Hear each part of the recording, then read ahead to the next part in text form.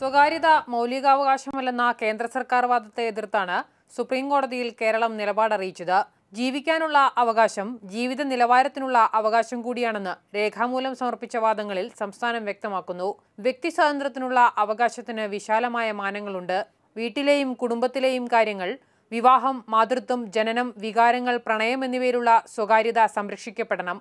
ശരീരത്തിന്റെയും മനസ്സിന്റെയും ചിന്താരീതിയുടെയും സ്വകാര്യതയും പ്രധാനമാണ്. സർക്കാർ ഇവ നിരീക്ഷിക്കുകയും പകർത്തുകയും ഡിജിറ്റൽ രൂപത്തിൽ ശേഖരിക്കുകയും ചെയ്യുന്നത് വിവരങ്ങൾ സംരക്ഷിക്കാൻ പോലും പര്യാപ്തമായ സംവിധാനമില്ലാത്ത രാജ്യത്ത് അപകടകരമാണ്. സർക്കാരിനും സ്വകാര്യ ഏജൻസികൾക്കും വിവരങ്ങൾ നൽകാൻ നിർബന്ധിതരായാൽ വ്യക്തികളുടെ ജീവിതം വാൾമുനയിലാകും. സ്വകാര്യതയെപ്പറ്റി കഴിഞ്ഞ 50 വർഷത്തോളമായി സുപ്രീം കോടതി ഉണ്ടാക്കിയെടുത്ത കാഴ്ചപ്പാടുകൾ നിലനിർത്തണം. സ്വകാര്യത മൗലികാവകാശമല്ലെന്ന 54ലെയും 63ലെയും കോടതിയുടെ വിശാല ബെഞ്ചിന്റെ വിധികൾ പ്രത്യേക സാഹചര്യങ്ങളിലാണെന്നും 3 അംഗ ബെഞ്ചുകൾ ഇക്കാര്യത്തിൽ സ്വീകരിച്ച സമീപനമാണ് ഉചിതമെന്നും സംസ്ഥാനം ചൂണ്ടിക്കാട്ടിയിട്ടുണ്ട്. PS വിനയ, മാതൃഭൂമി ന്യൂസ്, ഡൽഹി.